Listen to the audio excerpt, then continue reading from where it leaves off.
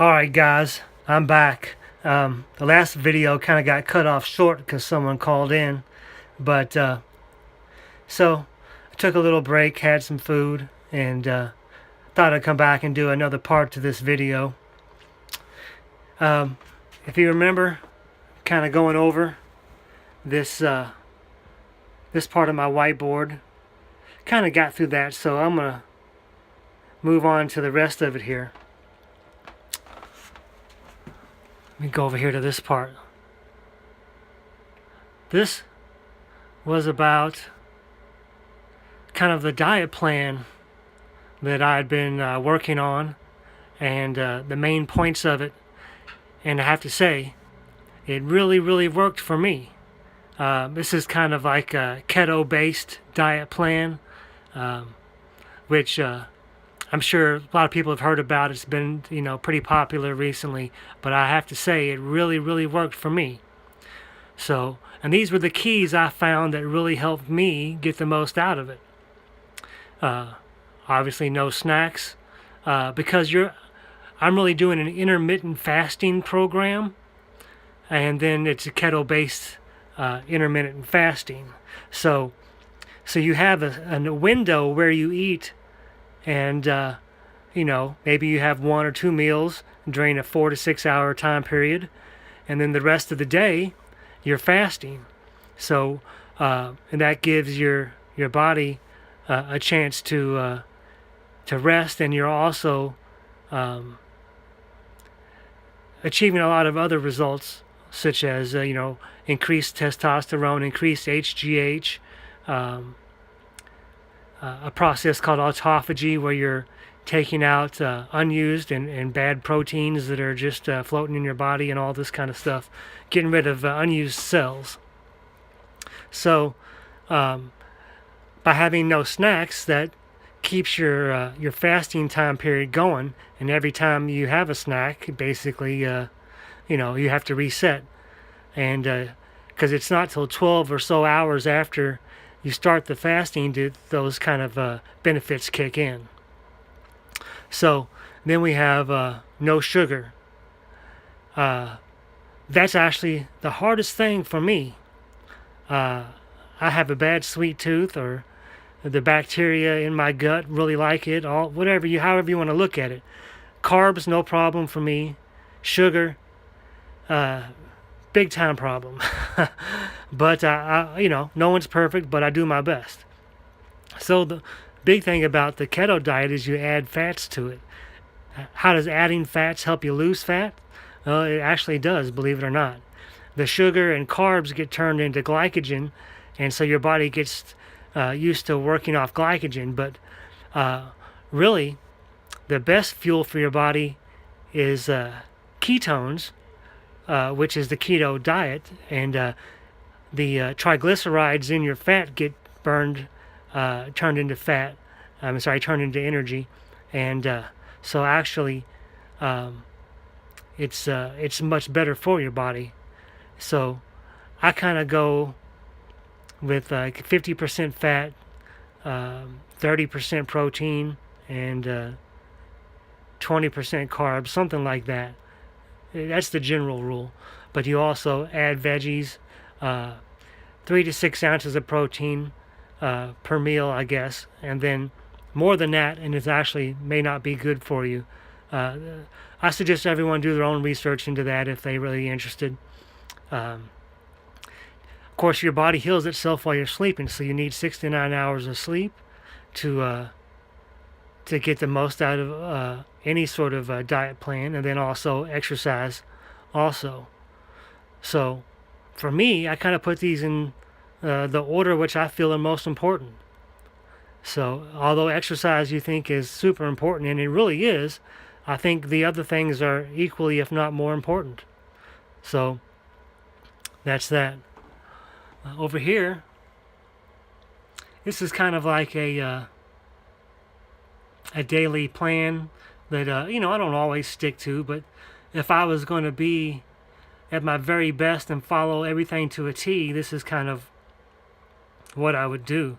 Wake up, and then sort of go into I don't meditate a lot, but you know, kind of go into a quiet time and go over what today's plan is.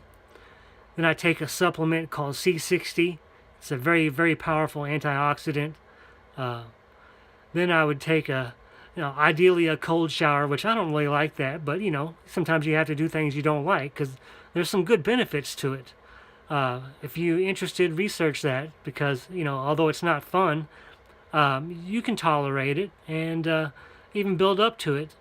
And then I started doing my research for my videos. Then I'll do some sort of an exercise, whether it be push-ups or whatever here in my room. And then I'll do apple cider vinegar, and I have liquid collagen I take, which helps. After working out, playing basketball or whatever, it kind of helps you recover a little bit. Then I'll have a meal. OMAD is 1 meal a day. That's I do intermittent fasting, but I do 1 meal a day. Ideally, sometimes I'll have 2, but I like to do 1 meal a day so that I eat like for an hour window or whatever, and then 23 hours a day I'm fasting, and I'm getting the most out of the intermittent fasting benefits. And after I eat, I'll take my supplements. I've got quite a few supplements I take because it's just best to supplement your diet for some of the vitamins and minerals you're not getting, especially on the keto diet. And then I do some videos for the MAP, the Modern Awakened Perspective. And then I might do some more exercise. I might go to the gym and play basketball. And then when I'm done with that, I'll do some more research maybe for the next day's videos to see if any new developments happen. And before I go to sleep, of course, I'll kind of go over the next day's plan to see if there's anything special and try to sort of plan it out. But even before I go to sleep, and then I'll try to watch some videos or do whatever, and then I'll read right before I go to sleep because it helps me go to bed. If I try to sleep right after watching videos, it's hard for me. But if I read before I sleep, it's a little easier to go to sleep. All right, so there's the backyard again. Let me stand up. Okay. Now, sorry about the camera work, but I'm going over here to show you. Here's C60 mix it with oil. It's carbon 60. It's an isotope of carbon. It's a great antioxidant. Kind of expensive actually, but I think it's worth it. There's my liquid collagen I take. Let me go over here to my real supplements. Let's see over here.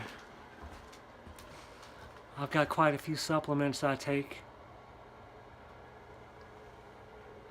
What we got over here? Colostrum. That's kind of cool. I read about that and decided to start taking that. I got B5. Ugh, it's blurry. B12, K2, vitamin C, vitamin A and D. Now I've got also electrolyte powder. Since I play a lot of sports, I want to keep my potassium and magnesium and all that stuff leveled out. I also take this stuff here, fulvic minerals. This is like a bunch of trace minerals that most people just don't get in their diet. It's really helpful. Here's a book I'm reading right now. This is called Bold New World. It's actually an older book, but it was talked about the future of what it would be like, and it's kind of like in the time period we're in now. So I'm seeing, by reading it, how accurate their predictions were and how the world really is compared to what they thought it would be. I got that and several other books. Here's my computer. I got a couple laptops. That's the old one. There's a new one. Here's my list of, I keep a list of things I want to do every day. You see, I got a new list already prepared, but you see out here I've got everyday exercise, push-ups. I keep a food book to keep track of what exercises I do, what food I'm eating, how many calories, and this and that. Supplements, make my map and videos and this and that. Here's my my food book. This just helps me keep track of what I eat, and you know, if I'm taking my supplements, I might skip a day, I might skip a couple days, and if I do, I keep track of it. I'm honest in there with what I'm doing, and that way I know when I need to get back on track because I've gotten too far off track. So this is getting to be a little bit longer video, so I just wanted to get back onto it. I got interrupted on the last one by a phone call. So this is the room I'm in. It's not much, especially when you're used to having your own house, but I've invested heavily in cryptocurrencies, and so I'm waiting for them to go back up, and I'm going to buy another house, and hopefully that won't be too much longer, definitely before the end of this year. So